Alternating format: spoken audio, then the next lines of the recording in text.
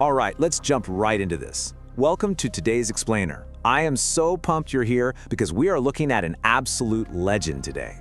You know, when we talk about the absolute pinnacle of 1960s American muscle and engineering, the conversation inevitably turns to the legendary Corvette L88.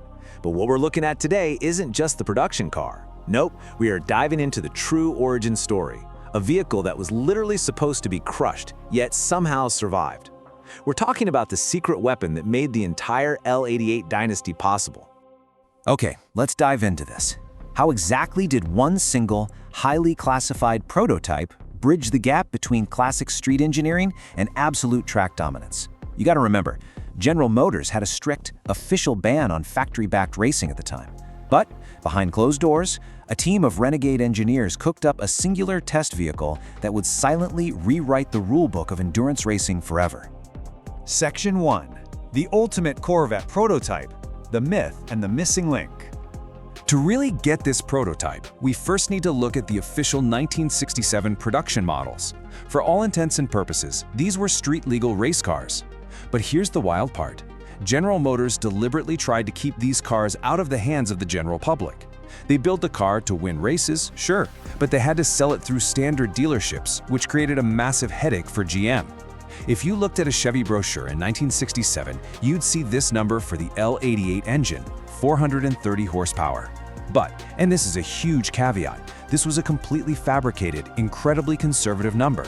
GM intentionally underreported the power of the L88 just to scare casual buyers away. They actually priced the L88 higher than the L71 engine, which they openly advertised at 435 horsepower. The whole point was for the average guy walking into a dealership to look at the stats, see a cheaper engine with supposedly more horsepower, and just buy that one instead. Now, what's really interesting about this is the terrifying reality of what the L80 could actually do. When tuned properly, with an open exhaust and racing fuel, this engine wasn't pushing 430 horsepower. No way. It was pushing somewhere between 540 and 580 horsepower at 6,500 RPM. I mean, that is a pure, terrifying racing beast, capable of running a quarter mile in the high 11-second range. So how on earth did GM develop such an aggressive race engine right under the noses of their own corporate executives? Well, that brings us to the true star of our explainer, the missing link. Back in 1965, the director of GM's performance division, the absolute legend himself, Zora Arkus-Duntov, secretly masterminded a pilot car known as the Mule. Its VIN was 58053. Duntov used this exact vehicle to quietly develop the Mark IV L88 engine and all its heavy-duty racing components, totally bypassing the American Manufacturers Association racing ban. Standard operating procedure dictated that this prototype was supposed to be crushed before the production L88s ever hit the market in '67. But by some absolute miracle, it survived to tell the tale. Moving on to Section 2. Street cars versus the Mule. A singular focus on speed. To truly grasp the significance of the Mule, we have to compare it to the standard Corvettes rolling off the assembly line in St. Louis back then. This wasn't just some regular car with a big engine dropped in, it was a completely different animal. On one hand, your standard 65 Corvette came with comfortable cruising features, right? A radio, air conditioning, a heater, power steering. But the Mule? Duntov brutally stripped away every single creature comfort to shave off weight and maximize performance. No heater, no radiator fan shroud, no radio, and check out that massive 42.5-gallon fuel tank. That right there is a pure, singular focus on 24-hour endurance racing.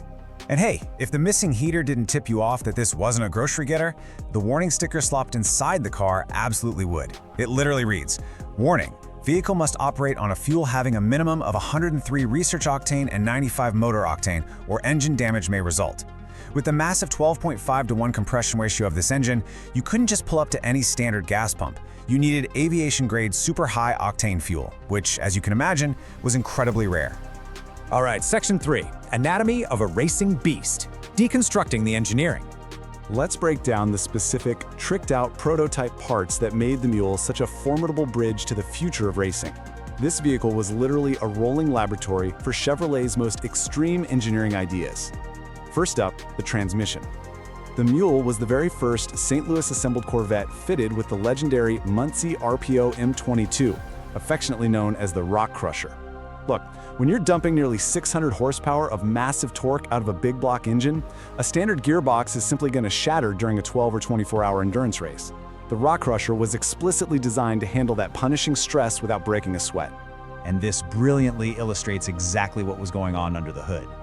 At the heart of the beast sat the Mark IV L88 Copo engine, breathing through a massive Holley 850 CFM 4-barrel carburetor sitting on a split-plane intake manifold.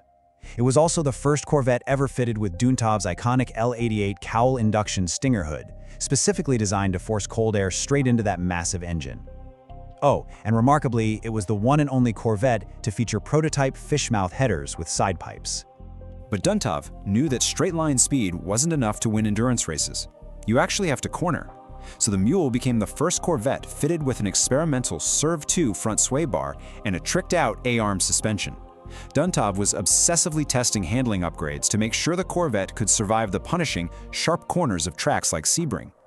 Of course, all that speed requires some serious structural integrity and immense stopping power. The Mule featured a specially strengthened and reinforced A.O. Smith O-base dimension frame just to survive endurance racing. It was also the development mule for the heavy-duty J56 Sebring race brakes, paired up with a Kelsey Hayes proportioning valve. Because let's be real, when you're piloting a 194-mile-per-hour missile down a straightaway, those brakes are literally the only thing keeping you alive. Oh, and as a cool little detail, it uniquely featured Duntov's personal favorite, 6-shooter taillights with blacked-out barrels. Let's move to Section 4 and see how this builds. Influencing the production L88, siring a legacy. The Mule wasn't just some wild science experiment. The grueling tests it went through directly translated into those ultra-rare production L88s. The progression here is just fascinating. Step 1. The Mule endured brutal, extreme heat testing at the GM Desert Proving Ground out in Mesa, Arizona. Step 2. Duntov took all that data and made the Mule the exclusive template for the famous 1966 race cars. And finally, Step 3. It actually continued to serve as the absolute sole development mule for the 20 legendary production L88s built in 1967. I briefly mentioned those 1966 race cars, and honestly, they deserve their own spotlight. The Mule served as the exact, direct prototype for the highly exclusive Four Kings Corvettes. We're talking about bespoke race cars handed straight to absolute legends of the era: Roger Penske, Don Yanko, Pedro Rodriguez, and even an aluminum head model sold to the king of cool himself, Steve McQueen. None of these legendary machines would exist without the foundational groundwork laid by the Mule. Section 5. Uncovering the hidden records. Resurrecting the Mule. Now, test mules from the 1960s were usually considered disposable, sent straight to the crusher. Yet somehow, this artifact was saved. Trace this incredible timeline with me because it's wild. Born in 65, tested out in the desert. In 66, it sires the Four Kings. By 67, it finishes its duty as the ultimate development mule. It absolutely should have ended right there in a scrap heap. But it survived. It quietly passed through the decades until the 2000s, when it underwent this obsessively historically accurate restoration. So, the crucial point is who actually restored it and how they pulled it off. It was restored by Ken Kaiser. He's a former GM engineer who actually worked at the Tonawanda engine plant and interfaced directly with Zora Arkus-Duntov back in the day. Kaiser didn't just turn wrenches here. Using his GM background, he essentially became an automotive archaeologist. He dug up classified internal GM engineering memos, tracked down rare photos of the car testing at the Mesa Proving Ground, and even recovered the original technical paperwork. He compiled all this lost history into a massive 160-page leather-bound book, authenticating the mule's legendary provenance beyond a shadow of a doubt. The facts here are just crystal clear. The L88 Mule, VIN 58053, wasn't just a fast car. It was the Rosetta Stone of Chevrolet's racing dominance. It stands as the definitive, physical bridge between the classic street engineering of the early 1960s and the pure, unadulterated track domination of the L88 dynasty.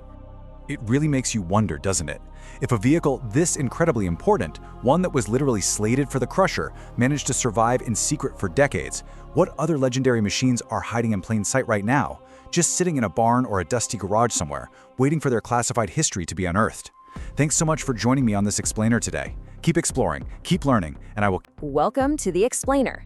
Today, we're diving into the history of General Motors' most legendary, completely clandestine racing machine. We're talking about a car that was so uncompromising and so fiercely dedicated to the racetrack that its own creators actually went out of their way to discourage the general public from buying it. Let's declassify the incredible story of the L88 Corvette. Okay, let's dive right into this. Just imagine buying a brand new car, sitting down in the driver's seat, and staring at this incredibly aggressive warning label glued right to the center console. Warning: engine damage may result. This immediately proved the L88 was an extreme track monster, definitely not your daily driver. It demanded massive 103-octane racing fuel, which, was incredibly hard to find. Chevrolet was basically telling you right out of the gate, you are absolutely not driving a normal car. Section 1, the secret prototype mule. To really understand how this beast made it to production, we have to look back to 1965, specifically to the Stingray Mule, carrying a VIN ending in 58053. This was Zora Arkus-Duntov's clandestine pilot car. Now, normally, development mules like this are mercilessly sent straight to the crusher once testing is over, but miraculously, this exact car survived. It became the ultimate underground testing ground for GM's top-secret racing components. Duntov armed this testbed with some truly awe-inspiring modifications. We're talking about dropping in the massive Mark IV L88 Copo engine and pairing it to a heavy-duty Muncie M22 4-speed transmission. He loaded it up with prototype fish-mouthed headers, a Serve 2 front sway bar, this totally tricked-out A-arm suspension, heavy-duty J56 Sebring race brakes, and, to top it all off, a massive 42.5-gallon fuel tank. This wasn't just a street car getting a few upgrades, this was literally a race car being born. Section 2, a race car in disguise. And this brilliantly illustrates the whole massive sleeper reveal. When Chevy released the L88 package in 1967, they actually had to hide it from the average consumer. GM officially advertised the engine as producing 430 horsepower. But here's the catch. They intentionally measured that at just 4,600 RPM using incredibly restrictive exhaust manifolds. The staggering reality? When you opened it up to its 6,500 RPM peak, it pushed out somewhere between 540 and nearly 600 horsepower. I mean, they flat out lied to keep its true potential under the radar. Furthermore, to practically guarantee you wouldn't drive this thing to the grocery store, GM aggressively deleted basically all everyday comforts. If you checked the box for the L88, you got no radio, no air conditioning, no power steering, and absolutely no heater. They even yanked out the engine fan shroud and the carburetor choke. That made it an absolute nightmare to start on a cold morning. Every single ounce of unnecessary weight was just stripped away. So, what does this all mean? Why did Chevy intentionally underrate their fastest engine, completely strip the interior, and then slap a $1,500 premium on the L88 package that was nearly a 50% price hike over the base model? Well, the answer is corporate camouflage. By making the car look less powerful on paper, utterly miserable in traffic, and prohibitively expensive, GM ensured it stayed strictly in the hands of professional race teams. Section 3, built strictly for the track.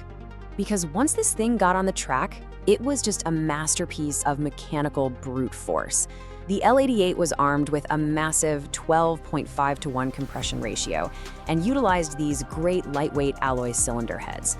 All of that explosive energy was funneled directly through the M22 transmission, which, by the way, was affectionately known as the Rock Crusher, just because of the sheer, deafening noise of its straight-cut gears. It was built to dominate, and it certainly didn't waste any time proving it. Just look at how fast this took off. In March of 1967, the very first L88 rolled off the St. Louis line. Barely a month later, it debuts at the 12 Hours of Sebring and completely takes first place in the GT class. By June, a mid-year Corvette is out there screaming down the Mulsanne Straight at Le Mans, setting a record speed of 171.5 miles per hour. And by February 1968, an L88 was hitting mind-bending speeds of 194 miles per hour at Daytona. Duntov's covert engineering had paid off flawlessly. Section 4, production by the numbers. Now, what's really interesting about these numbers is just how visually striking and razor-thin they are.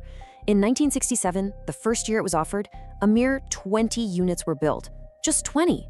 As the racing successes started piling up, demand grew slightly to 80 units in 1968, and it finally peaked at 116 units in 1969, right before the option was retired due to tightening regulations. To put that into perspective, out of the tens of thousands of regular Corvettes produced during that 3-year window, only 216 L88 models were ever built. This staggering rarity is exactly what positioned the L88 as the ultimate collector's holy grail today. Seriously, if you happen to have one of these tucked away in a garage somewhere, you have a literal unicorn. Which brings us to Section 5, a multi-million-dollar legacy. Because these cars were meant to be driven to the absolute limit, surviving factory original examples command astronomical modern-day values. Back at the worldwide Scottsdale auction in 2017, a 1967 L88 convertible crossed the block and the hammer fell at a jaw-dropping $1.98 million. And you know what? That's really just the beginning of the escalation. $2.86 million. That was the staggering price paid for a 1969 L88 convertible at a Barrett-Jackson auction in 2014. Let that number sink in for a second. And the excitement just keeps building. In 2013, at Mecum, Dallas, another ultra-rare 1967 convertible hit the auction block. The winning bid? An incredible $3.42 million. So the crucial point we're landing on here is this: $3.85 million. Stripping away everything else, that is the pure shock value of the highest price ever paid for an L88, specifically a 1967 coupe, sold at Barrett-Jackson in 2014. When you tie all of this financial data together, you realize something pretty profound about its legacy.